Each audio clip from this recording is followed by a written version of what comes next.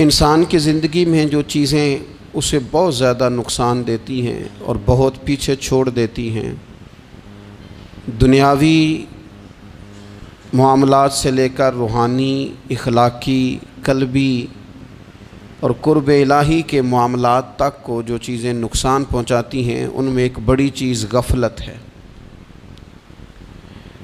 ایک لفظ ہوتا ہے جو ہمیں اکثر سننے کو ملتا ہے کہ آپ کی توجہ نہیں ہے۔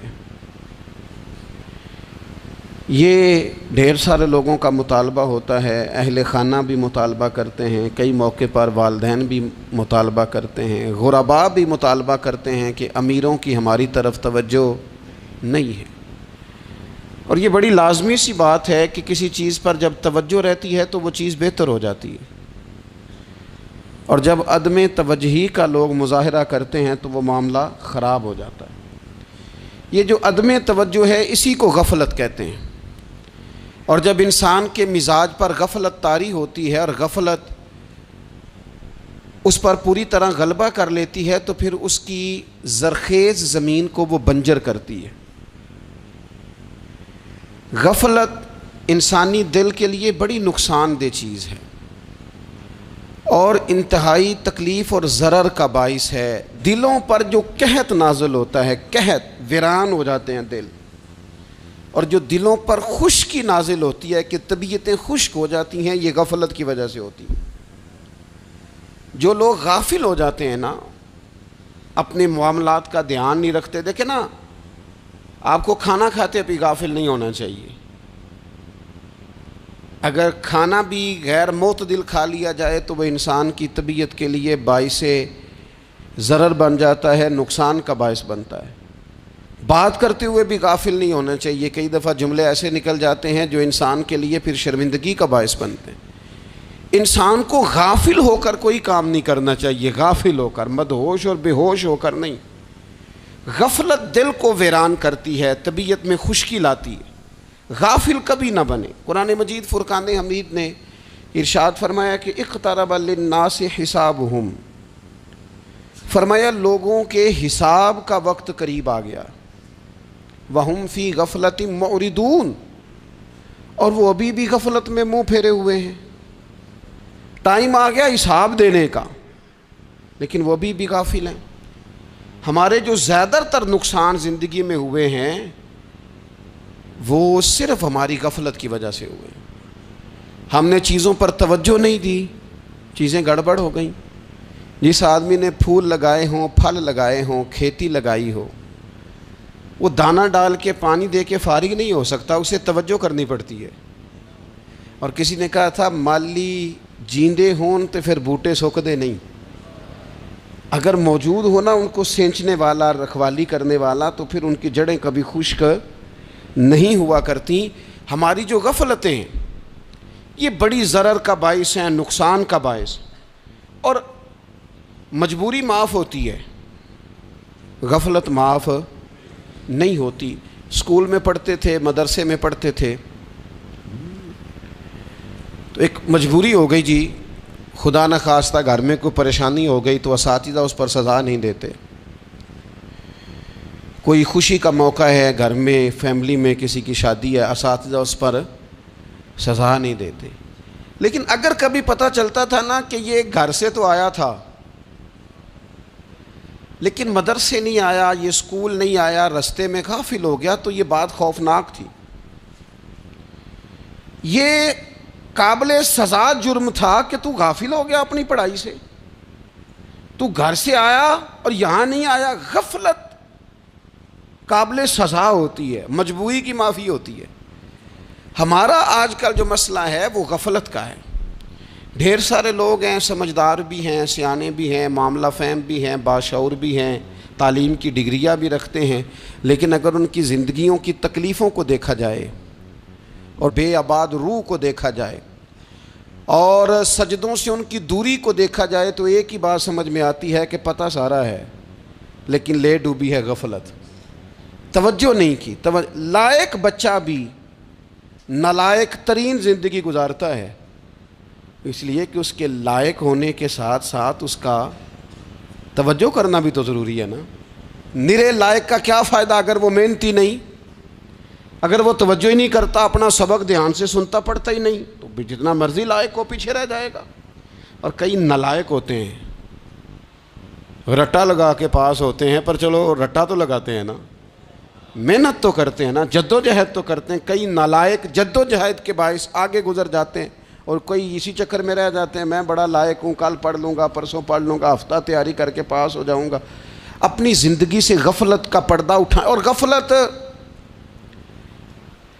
اس کے لیے فیصلہ کرنے کی ضرورت ہوتی ہے، پلاننگ کرنے کی نہیں، فیصلہ کرنے کی ضرورت ہوتی ہے کہ میں نے اب غفلت کرنی۔ ہم نہ جب بھی کوئی پروگرام بناتے ہیں تو منصوبہ بندی شروع کر دیں، منصوبہ بندی نہ کریں، فیصلہ کریں، کہیں کہ میں نے غافل نہیں ہونا۔ غفلت غرق دنیا کا نام ہے، اپنے آپ کو غفلت سے بچائیں۔ آپ دیکھیں حضرت کعب بن مالک رضی اللہ تعالیٰ عنہ فرماتے ہیں، بخاری میں موجود ہے، فرماتے ہیں کہ جنگ میں پیچھے رہ گیا تھا،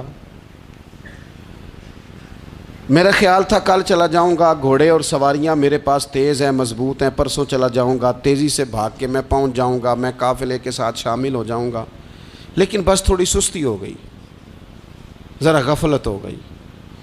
آپ فرماتے ہیں جب سب لوگ چلے گئے حضور علیہ السلام کے ساتھ جہاد میں اور میں پیچھے رہ گیا، تو پھر جب چند دن گزر گئے اور محبوب کے واپس آنے کا ٹائم ہو گیا، تو اب میں غور کرتا سمجھتا تو مجھے مدینے میں یہاں بزدل لوگ نظر آتے، اور کون نظر آتے؟ جو منافق تھے، وہ منافق بزدل دکھائی دیتے، یا مجھے عورتیں اور بچے دکھائی دیتے۔ میں پریشان ہوا، حضور واپس آ گئے۔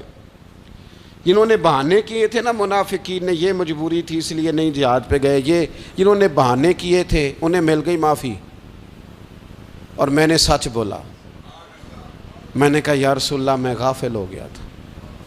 اب کہتے ہیں میں نے جب کہا نا حضور سستی ہو گئی تھی، ذرا غفلت ہو گئی، تو بندہ محبوب سے ہی غافل ہو جائے، بندہ وہیں سے غافل ہو جائے۔ جو دم غافل سو دم کافر، سانو مرشد اے ہو پڑھایا۔ جب کہا نا حضور وہ غلطی ہو گئی، کوئی مجبوری نہیں تھی، تو فرماتے ہیں باقیوں کو معافی مل گئی، میرے ساتھ حضور ناراض ہو گئے۔ ایک دن نہیں، 2 دن نہیں، 50 دن حضور ناراض رہے۔ مدینے کی گلیوں نے مجھے پہچاننا چھوڑ دیا، در و دیوار سے مجھے یوں لگتا تھا کہ میں پردیسی ہوں۔ فرماتے ہیں میں مسجد میں آتا تھا، میں جب محبوب کو دیکھتا تو حضور رخ انور پھیر لیتے، اور مجھے پتا تھا جب میرا چہرہ ادھر ادھر ہوتا تو پھر کریم رحمت کی نظر فرماتے۔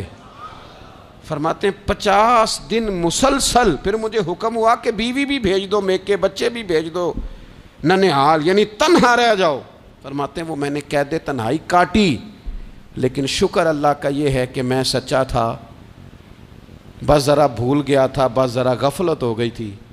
تو فرماتے ہیں پھر اللہ تبارک و تعالیٰ نے میرے اوپر فضل یہ فرمایا کہ میری توبہ کا اعلان رب نے قرآن مجید میں فرمایا۔ تو غافل نہ بنے کبھی بھی۔ ہمارا نا مسئلہ یہ ہے، اور آپ نے ناراض نہیں ہونا، ڈھیر سارے لوگ غافل ہو جاتے ہیں،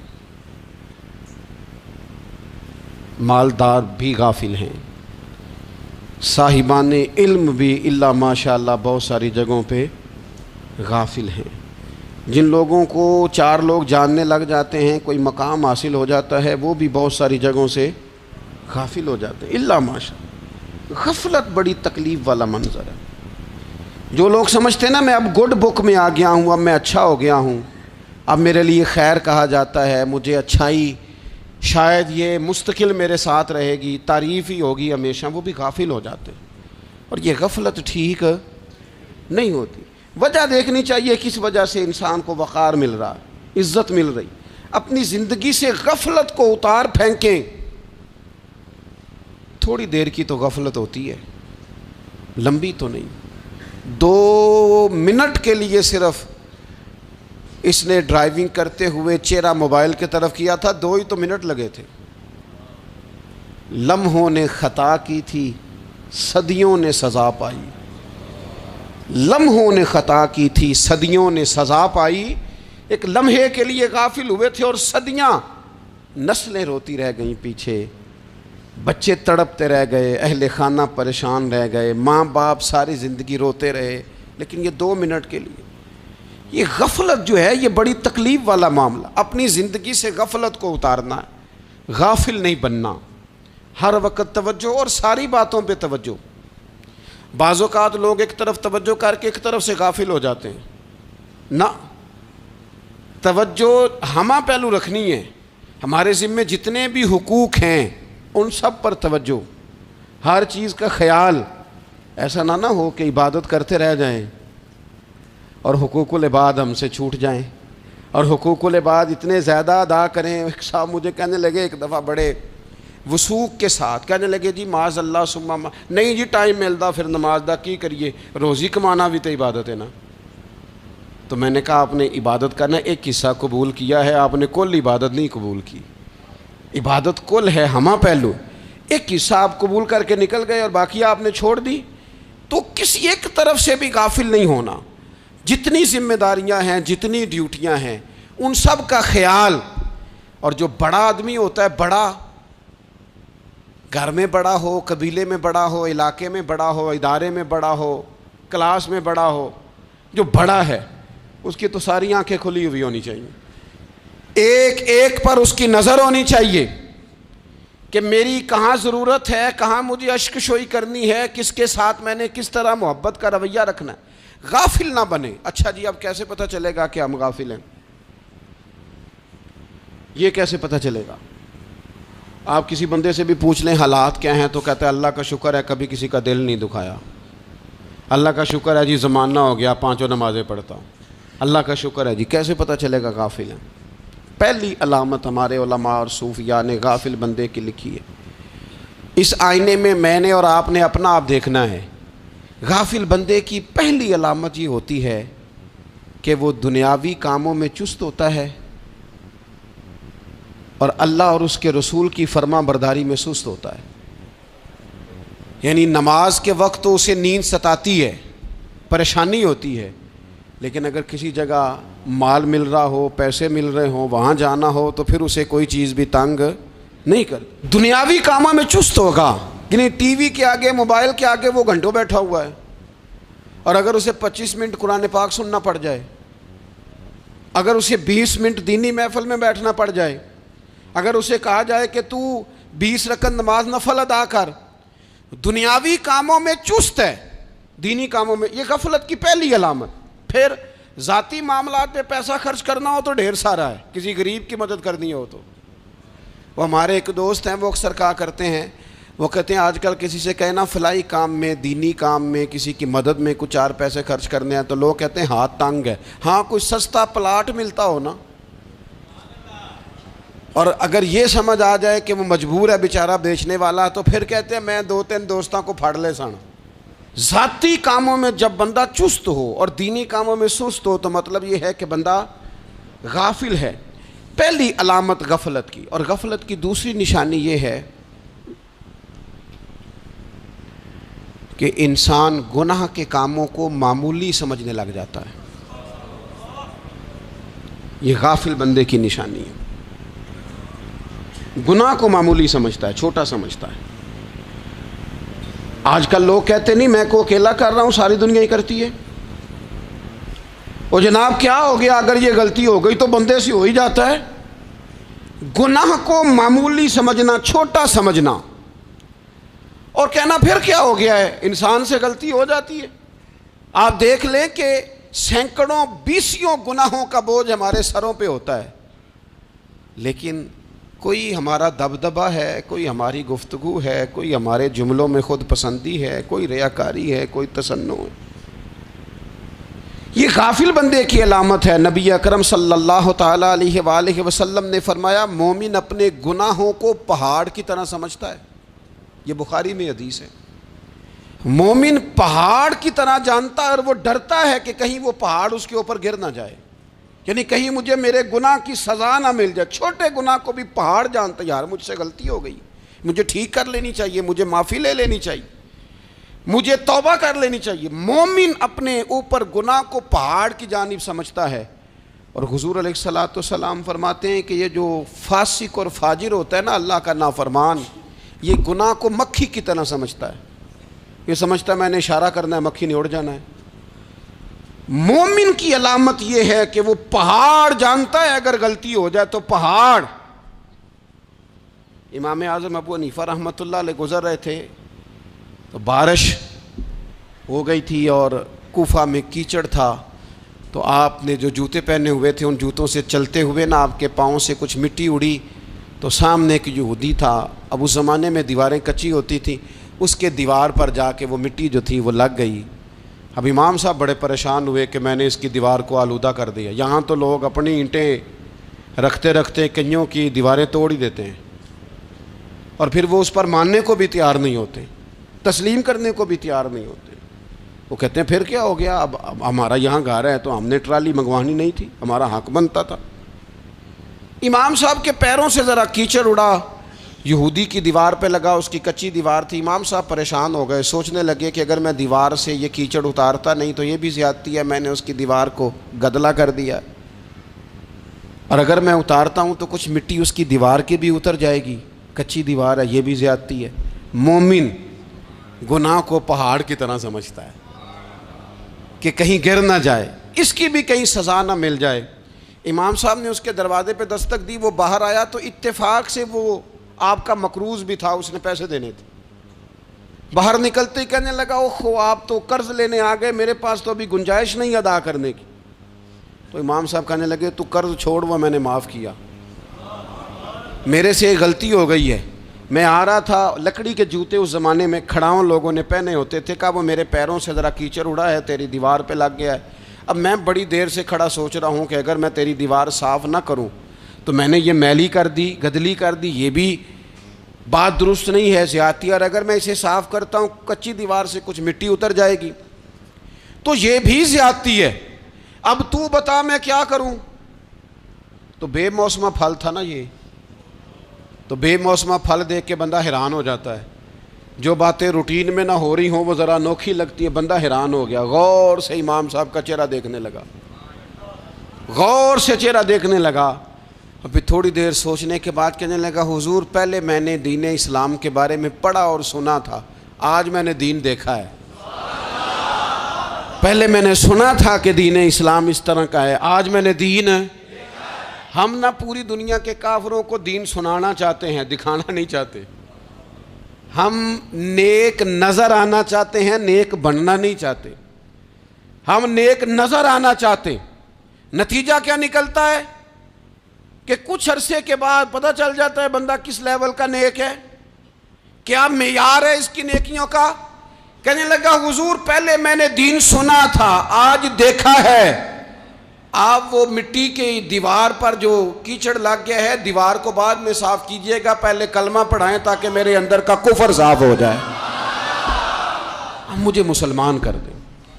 تو غافل آدمی جو ہوتا ہے نا، وہ پھر تیسری بات،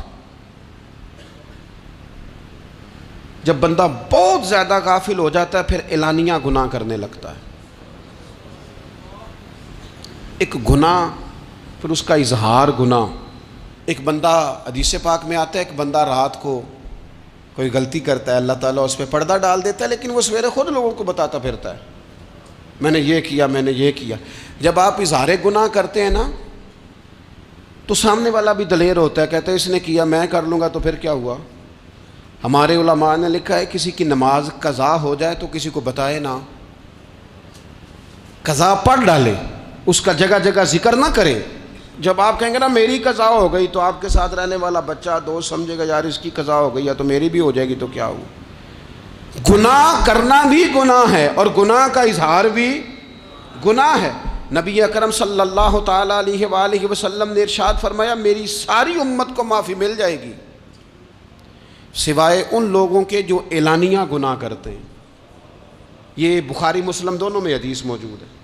جو اعلانیہ گناہ، جنہوں نے خود ساری دنیا کو گواہ بنا لیا، میں نے یہ بھی جرم کیا، یہ بھی کیا، یہ بھی کیا، یہ بھی کیا، خود انہوں نے لوگوں کے، بہت بڑے غافل آدمی کی علامت ہے کہ گناہ کرے اور پھر اوپر سے اعلانیہ گناہ کرے، اتنا بڑا جرم کرے۔ پھر چوتھی علامت اگر ہم دیکھنا چاہیں کہ ہم غافل تو نہیں. تو غافل بندے کی چوتھی علامت یہ ہوتی ہے کہ وہ فضول کاموں میں وقت بڑا ضائع کرتا ہے. فضولیات میں ادھر بیٹھے ہیں ادھر بیٹھے ہیں, یہاں گپ شپ ہو رہی ہے, وہاں موبائل دیکھا جا رہا ہے, پھر کچھ ٹائم ملا ہے تو پھر کہیں دور دراز کسی ہوٹل پہ کھانا کھانے چلے گئے, پھر کچھ ٹائم ملا تو چلو نکلتے ہیں ذرا کوئی ہفتہ سیر کر آتے ہیں, یہاں گپ شپ ہے, فلاں کو ڈسکس کر لیتے ہیں, فلاں کے بارے میں بات کر لیتے ہیں, سیاسی تبصرے کر لیتے ہیں, یہ تھوڑی گفتگو ہو جاتی, چلے محلے داروں پہ تبصرہ شروع کرتے ہیں, کون روٹی زیادہ کھا رہا ہے اور کس کے پاس پیسے زیادہ آ گئے, چلو جا کے پتہ کرتے ہیں. حالانکہ یہ پتہ نہیں کرنا چاہیے تھا, پتہ تو اس کا کرنا چاہیے تھا جو بیچارہ کل سے بھوکا ہے. خبر تو اس کی رکھنی چاہیے تھی جس بیچارے کے گھر میں بچوں کے لیے پہننے کو کپڑے موجود نہیں ہیں. اس پر تبصرہ یہ کرتے ہیں کہ یہ محنت کیوں نہیں کرتے, اور اگر کسی پر اللہ عطا کر دے پھر حساب ضرور لگاتے ہیں کہ ذرا معلومات کرو یہ اتنی جلدی آگے کیسے نکل گئے. غافل بندے کی علامت ہے وقت کا ضائع کرنا اور فضول کاموں میں ضائع کرنا اور بلا وجہ ضائع, اور ایسے سوالات کرنا جن کی ضرورت ہی کوئی نہیں, بالکل ضرورت ہی نہیں, کوئی مطلب ہی نہیں, لیکن ہم لوگ وقت ضائع. یہ غفلت کی علامت, غفلت. اللہ والوں کی علامت کیا تھی؟ ایک بات انہوں نے زندگی میں لے لی, سیکھ لی, پھر ساری زندگی اسی پہ گزار دی. ان کا ارادہ تھا نا کشکول سیدھا کیا. کچھ لوگ ساری زندگی لیکچر قبول لے کے سن کے پھر بھی سمجھنے کو تیار.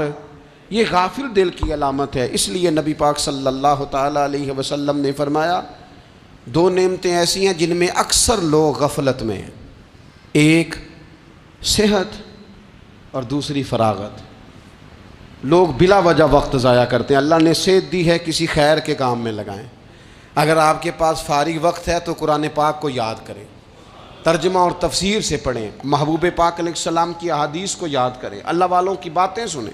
وقت ملے تو عبادات میں لگائیں, نوافل میں لگائیں, تلاوت میں لگائیں, ذکر اذکار میں لگائیں, اور پھر اللہ مزید توفیق عطا کرے تو کسی کے بھلے میں وقت لگائیں. گلی سے کوئی کانٹا اٹھائیں, کوئی روڑا اٹھائیں, کوئی کسی کی مدد کریں. لیکن یہ غافل ہونے کی علامت ہے کہ اپنے وقت کو ضائع کرنا. اور پھر اسی طرح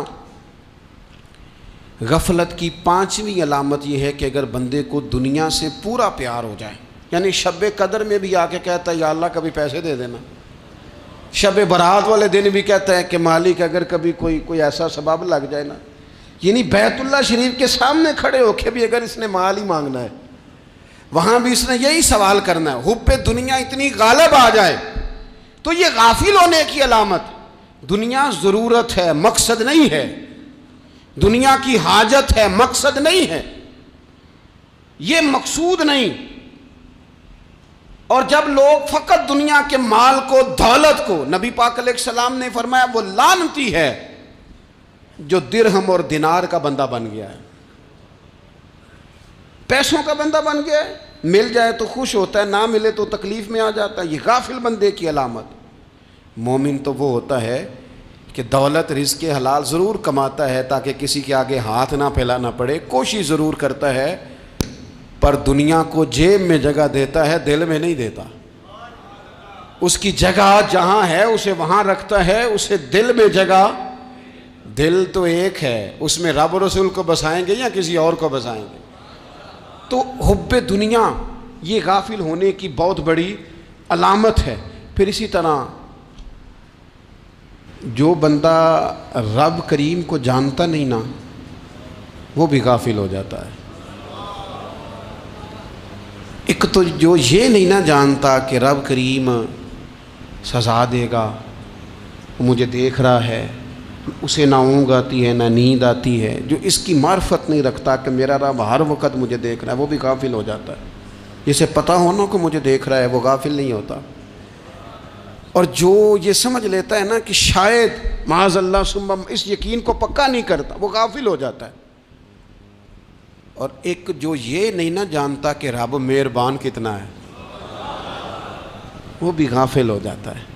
مجھے بتائیے سب سے زیادہ تو بندہ اس کے دروازے پہ جاتا ہے نا جو سب سے زیادہ مہربانی کرنے والا ہو, اس دروازے سے بندہ اٹھتا ہی نہیں. تو جس کو یہ یقین ہو جائے نا سب سے زیادہ کرم فرمانے والی ذات اللہ رسول کی ہے, وہ کبھی رب رسول سے غافل نہیں ہوتا. وہ کبھی اللہ رسول کا دروازہ چھوڑ کے نہیں جاتا، وہ کبھی کسی اور جگہ جا کے پناہ تلاش نہیں کرتا۔ جسے پتہ چل جائے نا وہ کریم کتنا ہے، مہربان کتنا ہے۔ ملا رومی رحمت اللہ علیہ فرماتے ہیں بہت بڑا مجرم تھا ایک بندہ، بہت بڑا گناہگار تھا، بت کو پوجتا تھا، تھک گیا ساری رات بت کے سامنے کھڑا تھا، معاذ اللہ یا صنم یا صنم یا صنم کہتے، تھک گیا، نیند آ گئی، اونگ آ گئی۔ جب پوری طرح نیند آ گئی اور دماغ پہ نیند قبضہ کرنے لگی تو اس کے منہ سے نکل گیا، صنم صنم کہہ رہا تھا نا، نکل گیا یا صمد، او بے نیاز مالک۔ رب کریم نے فرشتوں سے فرمایا دوڑ کے جاؤ، جو کہتا ہے اسے دے دو۔ فرشتے کہنے لگے مالک وہ تو بت کو پکار رہا تھا، اس نے تو غلطی سے نام لیا ہے۔ فرمایا مجھے نہیں پتا، لیکن دیکھو نا اس نے مجھے پکارا تو ہے نا، کتنی دیر سے جھوٹے کو پکار رہا تھا، اس کا معاملہ حل نہیں ہوا۔ اب اگر سچے کو پکارنے پہ بھی حل نہ ہوا تو فرق کیا رہ جائے گا؟ دے دو جو مانگتا ہے، دے دو۔ میرے دوست گھر پتہ چل جائے وہ کریم کتنا ہے، وہ مہربان کتنا ہے۔ میرے رسول پاک علیہ الصلوۃ والسلام نے تو فرمایا تیری آنکھ سے اگر اس کے خوف سے اتنا آنسو بھی نکل گیا جتنا مچھر کا پر ہوتا ہے، تو جس طرح بھینس کے تھنوں سے نکلا ہوا دودھ واپس تھنوں میں نہیں نہ جاتا، جو اتنا بھی روئے نہ روئے اللہ کے خوف سے، وہ بندہ دوزخ میں نہیں جائے گا۔ تھوڑی دیر کے لیے ڈر جائے اپنے رب سے، آئے تو صحیح۔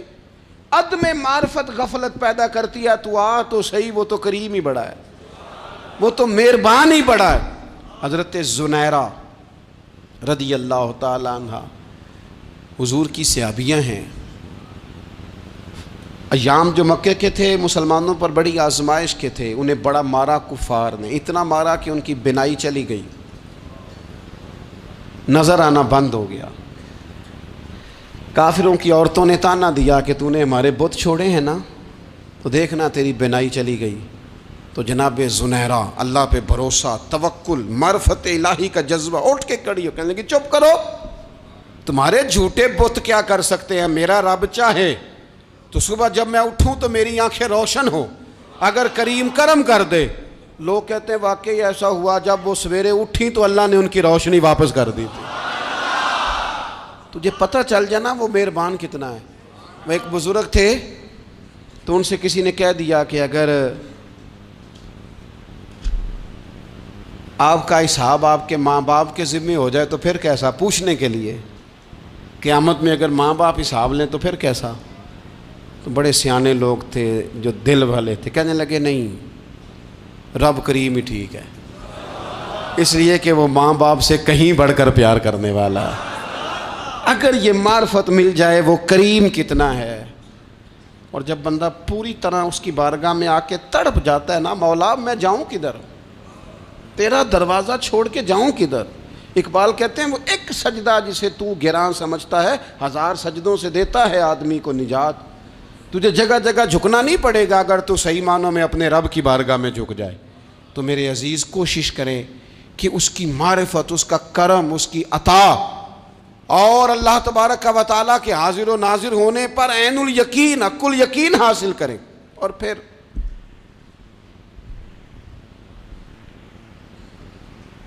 آٹھویں بات یہ ہے کہ غافل لوگوں کی صحبت بھی بندے کو غافل کر دیتی ہے۔ غافلوں کی صحبت میں نہ بیٹھیں، ان کی صحبت میں بیٹھیں جن کے پاس بیٹھنے سے دل میں رب رسول کی محبت پیدا ہوتی ہے۔ غافلوں سے بچیں۔ چنگیاں دے لڑ لگی ساں تے چولی چ پھل پئے، تے جدوں میں پیڑیاں دے سنگ رل گئی تے میرے اگلے بھی ڈول گئے۔ برے آدمی کی صحبت بندے کو غافل کر دیتی۔ غافلوں کی صحبت میں کبھی نہ بیٹھیں، کبھی نہیں۔ غافل آدمی آپ کو غافل کر دے گا۔ میرے نبی پاک علیہ الصلوۃ والسلام نے فرمایا انسان اپنے دوست کے مذہب پر ہوتا ہے۔ یہ بہت بڑے لفظ ہیں۔ فرمایا المرء علی دین خلیلہ، انسان اپنے دوست کے مذہب پر ہوتا ہے۔ تو دیکھ تو نے دوست کس کو بنایا ہے، جو تیرے دوست کا مذہب ہوگا وہی تیرا ہو جائے گا۔ ہم نے دوست بنایا نا غوث پاک جیلانی کو، ہم نے یاری لگائی ہے نا داتا علی اجمیری سے، ہماری نسبت ہے نا معین الدین اجمیری سے، ہمارا تعلق ہے نا بہاؤالدین زکریہ ملتانی سے، ہمارا رشتہ ہے نا حضرت مجدد الفسانی سے، ہم ماننے والے ہیں نا اعلیٰ حضرت بریلوی کے، ہمارا تعلق ہے کبھی جماعت علی سے کبھی مہر علی سے، ہمارا ان سے تعلق ہے تو صبح شام ہماری زبان پہ رہتا ہے بالغ العلا بکمالہ کشف الدجی بجمالہ حسنت جمیع خصالہ صلو علیہ وآلہ۔ ان سے تعلق جڑا ہے نا تو کئی دفعہ تنہائیاں تڑپا دیتی ہیں اور تڑپ کے کہتے ہیں آج سکھ متران دی ودھیری ہے، آج سکھ متران دی، سکھ کہتے ہیں اڈیق کو، متر کہتے ہیں محبوب کو، اج سکھ متران دی ودھیری ہے، اے کیوں دلڑی اداس گھنیری ہے، لوں لوں وچ شوق چنگیری ہے، اج نینا لائیاں کیوں جھڑیاں، سبحان اللہ سبحان اللہ سبحان اللہ۔ پہلے کہتے ہیں سکھ متران دی ودھیری ہے یعنی اداس ہوں، پھر حضور کے جلووں پہ نظر کرتے ہیں، کہتے ہیں سبحان اللہ سبحان اللہ، ماں اجمل کا ماں احسن کا ماں اکمل کا، اور پھر فوراً کہنے لگے او کتھے مہر علی، او کتھے مہر علی، کتھے مہر علی تے کتھے تیری سنا، اب ویکھو مشتاق اکھیں کتھے جاڑیاں، بلغ العلا بے کمال کشف الدجی بے، اور میرے اعلیٰ حضرت کہنے لگے سرور کہوں کہ مالک و مولا کہوں، باغ خلیل کا گلے زیبا کہوں تجھے، تیرے تو وصف عیب تناہی سے ہیں بری، حیران ہوں میرے شاہ میں کیا کیا کہوں تجھے۔ غافل آدمی کی علامت ہے برے لوگوں کی صحبت میں، خبردار ان کے پاس نہ بیٹھنا جن کے پاس بیٹھنے سے تمہارے دلوں میں اولیاء اللہ اللہ کے بندوں کی عداوت پیدا ہو، خبردار خبردار ان کے پاس نہ بیٹھنا جن کے پاس بیٹھنے سے تمہارے دلوں میں حضور کی اولاد پاک کے بارے میں شک پیدا ہو، خبردار اس شخص کے پاس نہ بیٹھنا جو امام حسین ابن علی کے بارے میں کوئی کمزور بات کرتا ہو، بچنا، خبردار اس سے بچنا جو حضور کے صحابہ کے بارے میں بات کرے، بچنا بچنا اس سے، جو سیدنا ابو بکر صدیق کے بارے میں کوئی، دیکھو کیا مقدر ہیں صدیق و فاروق کے، جن کے گھر ہی رحمتوں کے خزینے میں، بھلا کیا کہا نبی پاک، حضور نے فرمایا میرے اوپر جس نے نیکی کی تھی بدلہ دے دیا ہے، یہ جو میرے ابو بکر صدیق ہے نا، ان کو میں اللہ کی بارگاہ میں لے جاؤں گا، کہوں گا مالک تو ہی بدلہ عطا فرما۔ ایک ہاتھ میں جناب صدیق کا ہاتھ پکڑا، ایک میں حضرت عمر کا ہاتھ پکڑا، اور حضور مسجد نبوی سے باہر آ رہے ہیں، دیکھنے والے کی زبان سے بے ساختہ سبحان اللہ نکل گیا، کیا شان ہے کیا مقدر ہے۔ تو حضور علیہ السلام رک گئے اور روک کے فرمایا تو حیران ہو رہا ہے نا، تو حیران ہو رہا ہے نا کہ میں نے ایک ہاتھ میں ابو بکر کو پکڑا ہے، ایک میں عمر کو پکڑا ہے، فرمایا قیامت میں جب میری قبر کھلے گی تو میں اسی طرح قبر سے نکلوں گا، اس طرح میدان محشر میں میں آؤں گا۔ خبردار حضور ایک وفاداروں کے وفادار رہنا، ان کے وفادار رہنا، ان کے وفادار رہنا بڑا عجیب دور آیا ہے۔ ہم نے یہ دور دیکھا ہے کہ لوگ حضور کے صحابہ کے بارے میں بھی بات کریں گے، اب نبی پاک کی اولاد پاک کے بارے کو بھی ڈسکس کیا جائے گا۔ اپنا منہ تو دیکھ، اپنی حیثیت دیکھ، اور پھر وہ بندے دیکھ جن کو اللہ نے چن کے اپنے محبوب کی غلامی کے لیے حضور کے قریب بٹھایا ہے۔ تو بچنا ایسے لوگوں سے، پرہیز کرنا، خبردار عقیدہ ستھرا رکھنا، عقیدہ ستھرا رکھنا، صاف رہنا، پاکیزہ رہنا، غافلوں کی صحبت سے بچنا۔ بڑا ڈرتے ہیں اللہ سے، دعائیں مانگتے ہیں یا اللہ نسلوں میں بھی وہی بندے پیدا فرما جو عقیدے پکے رکھنے والے ہیں، وہ بندے پیدا فرما ہماری نسلوں میں۔ ایک وہ بندہ بھی غافل ہو جاتا ہے جو امیدیں لمبی لگا لیتا ہے،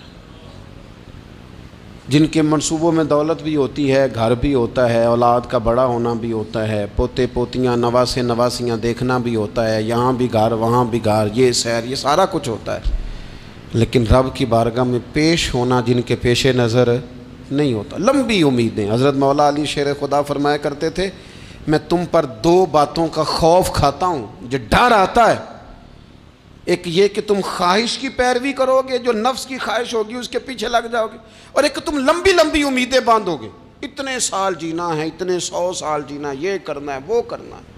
منصوبہ بندی کریں مستقبل کے لیے، وہ بری نہیں، لیکن تیاری رکھیں، تیاری رکھیں، اس بات کا بھی خیال رکھیں کہ اللہ کی بارگاہ میں حاضر ہونا۔ یہ غفلت کی چیزیں ہیں جو بندے کو غافل کر دیتی ہیں۔ جو لوگ اللہ کا ذکر نہیں کرتے وہ بھی غافل ہو جاتے ہیں، اور جو فضول باتیں زیادہ کرتے ہیں نا، ہنستے زیادہ ہیں۔ فَلْيَضْحَكُوا قَلِيلًا وَلْيَبْكُوا كَثِيرًا۔ قرآن کہتا ہے زیادہ رویا کرو، کم ہنسا کرو۔ نبی پاک علیہ الصلوۃ والسلام سے پوچھا تھا حضرت عقبہ بن عامر نے کہ یا رسول اللہ نجات کس چیز میں ہے؟ تو نبی پاک علیہ الصلوۃ والسلام نے فرمایا ایک تو اپنی زبان قابو میں رکھو، دوسرا فرمایا اپنے گھر میں ٹھہرے رہو، تمہارا گھر تمہارے لیے کافی ہو، فضول نہ نکلو گھر سے، اور تیسرا فرمایا اپنی خطاؤں پہ رویا کرو۔ کثرت کلام اور فضول کلام اور بلا وجہ یہ بندے کو غافل کرتا ہے، دل کو سخت کرتا ہے۔ یہ چند چیزیں ہیں جو انسان کو غفلت میں ڈالتی ہیں۔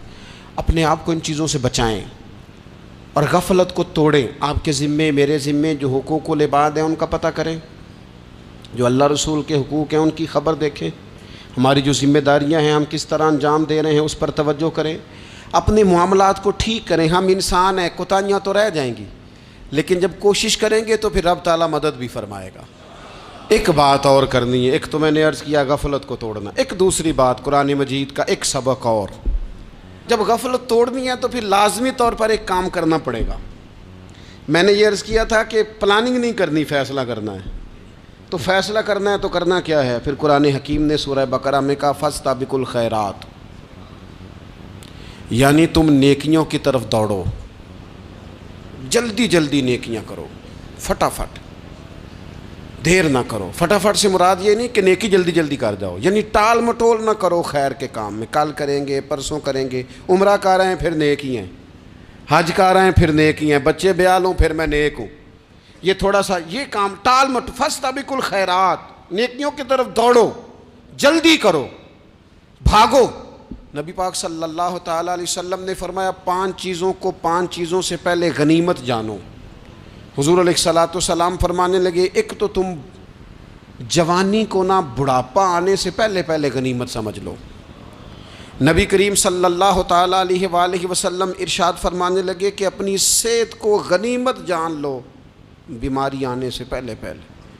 پھر حضور علیہ الصلوۃ والسلام فرمانے لگے اگر اللہ نے تمہیں مال دیا ہے، وسعت دی ہے، تو نیکی کر لو، خرچ کر لو اللہ کے راستے میں، خدا نہ خواستہ تم پر غریبی آ جائے۔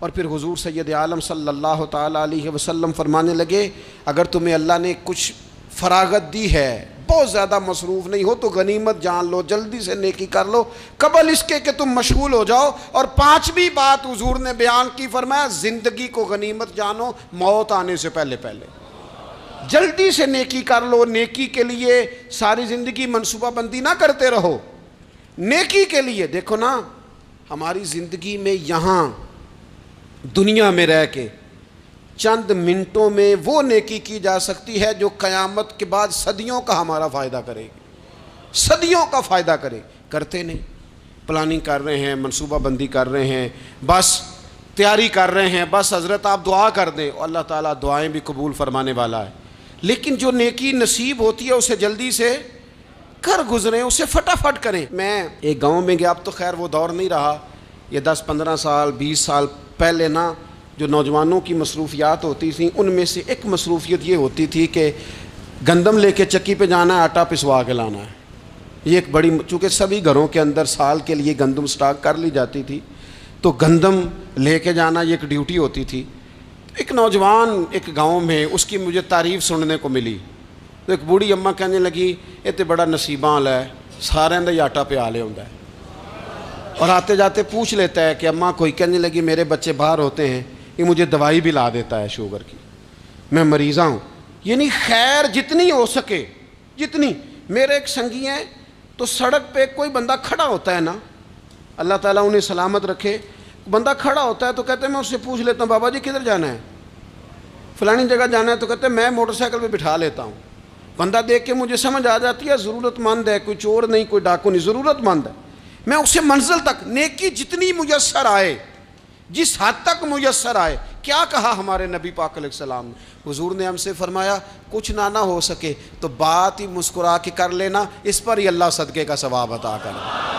فاستبقوا الخیرات، جلدی سے نیکی کر لو، اپنے نامہ اعمال میں روز نیکیاں جمع کرو، کوئی نہ کوئی خیر کا کام روز کرو اور جلدی سے کرو۔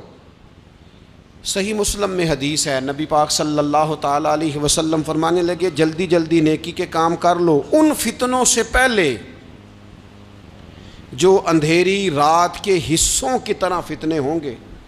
فرمایا اس وقت حال یہ ہوگا کہ آدمی صبح مومن ہوگا، شام کو کافر ہو جائے گا، شام کو مومن ہوگا تو صبح کافر ہو جائے گا۔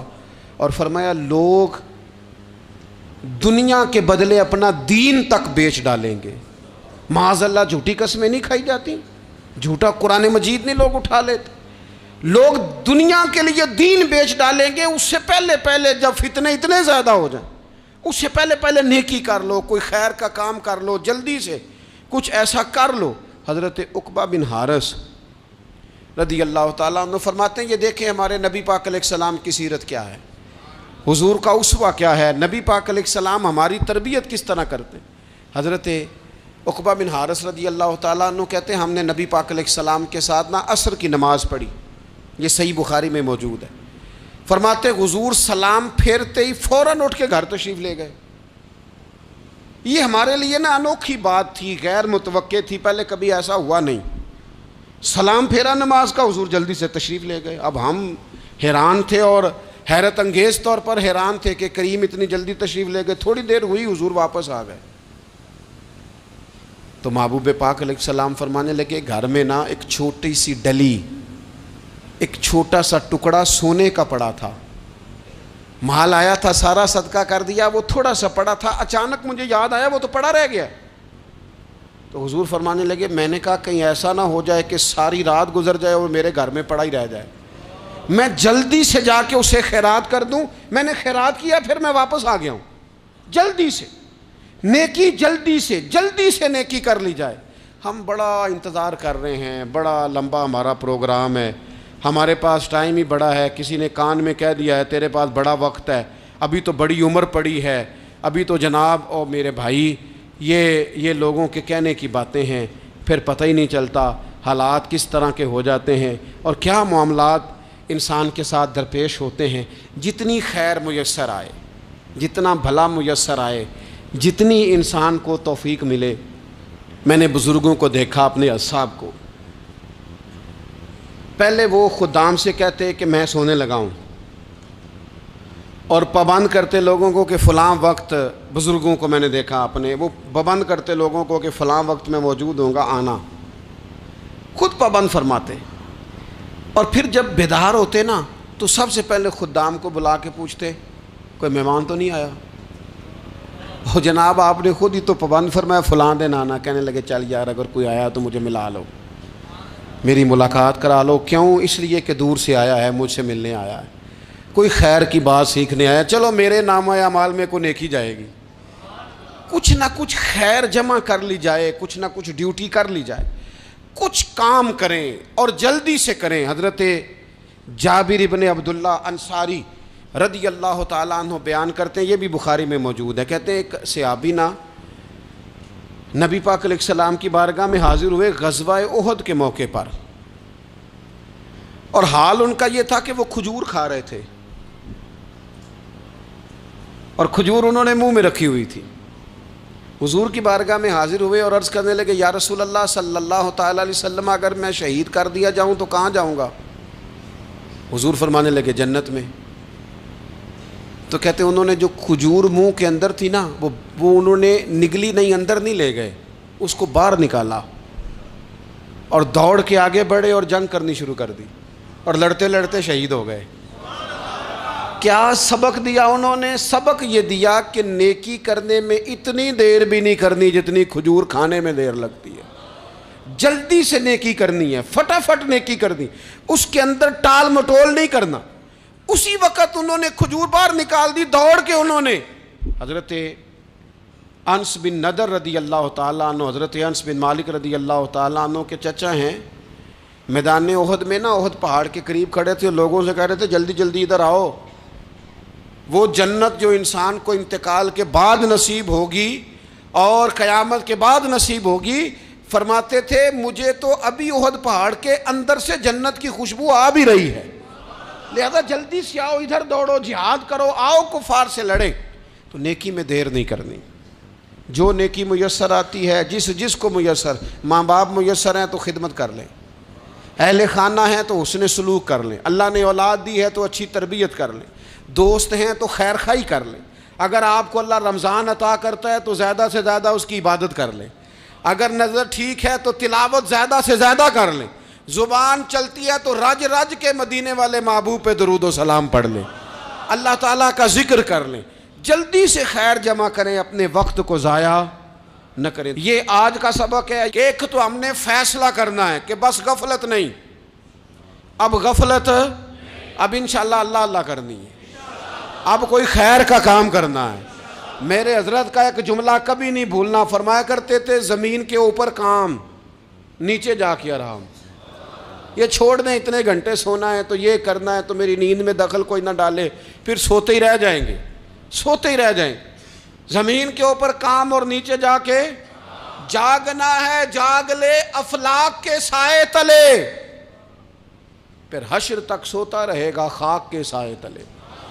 اب جاگ لے افلاک کے سائے کے نیچے، جاگ، کھول آنکھیں، ہر وقت کا سونا، ہر وقت سونا، ہر وقت جو اپنے آرام کی فکر کرنا، اس سے نکل آئیں اور اچھا کھانا اور اچھا پہننا اور بس اپنی مرضی کی زندگی من چاہی جینا، اس سے باہر آئیں، فیصلہ کریں، فیصلہ کہ اب غفلت نہیں کرنی۔ اگر اللہ نے کوئی صلاحیت دی ہے تو اسے دین کے کام پہ لگانا ہے، کوئی ڈیوٹی کرنی ہے، کوئی خدمت کرنی ہے۔ دیکھو خدمتیں ہو رہی ہیں، صدیق اکبر مال دے رہے ہیں، عثمان غنی مال دے رہے ہیں، مولا علی نے تلوار پکڑی ہے، میدان میں جا رہے ہیں، فاروق اعظم گلی گلی نگر نگر رسول اللہ کے دین کی پہرے داری کر رہے ہیں، حضرت جناب سیدنا سلمان فارسی ابو ذر غفاری حضور کی مسجد میں جھاڑو دے رہے ہیں، اور بلال حبشی وہ نبی پاک کی مسجد میں اذان پڑھتے پڑھتے رب نے اتنا عروج فرمایا کہ کعبے کی چھت پہ کھڑے ہو کے بھی اذان پڑھنی شروع، انہوں نے اذان دے دی۔ تو کوئی کام کرنا ہے، غفلت کو توڑنا ہے اور نیکی کرنی ہے، ذرا جلدی جلدی خیر کا کام کرنا ہے، نہیں ایسے نہیں، فٹافٹ۔ کیسے جی؟ فٹافٹ۔ تو فٹافٹ کام کریں خیر کا، جلدی جلدی۔ تو یہ خیر کا کام فٹافٹ، جلدی جلدی اور بڑی جلدی اور دوڑ دھوپ کے، اور جب آپ کرتے جائیں گے نا تو پھر اللہ تعالیٰ مواقع بناتا جائے گا۔ آپ سے میری اپیل ہے، بالخصوص میرے ساتھ جو وابستہ سنگیاں، جو پیار کرنے والے ہیں، دو باتیں آج آپ نے لے کے جانی ہیں گھر۔ یہی لنگر ہے، یہی آپ کے لیے دعا ہے، یہی ہمارے بزرگوں کا فیض ہے، یہی نصیحت ہے کہ آپ نے یہ دو باتیں لے کے جانی ہیں۔ غفلت توڑ دینی ہے، فیصلہ کرنا ہے کہ آج کے بعد غافل نہیں ہونا، اور دوسری یہ بات لے کے جانی ہے کہ نیکی جلدی جلدی، فٹافٹ فیصلہ، فٹافٹ نیکی، ایک کر کے پھر انشاءاللہ دوسری کر کے پھر انشاءاللہ تیسری کر کے پھر انشاءاللہ چوتھی، یہ شروع کرنی ہے، اور آپ دیکھیں گے اللہ تعالیٰ مہربانی فرمائے گا، مدد کرے گا۔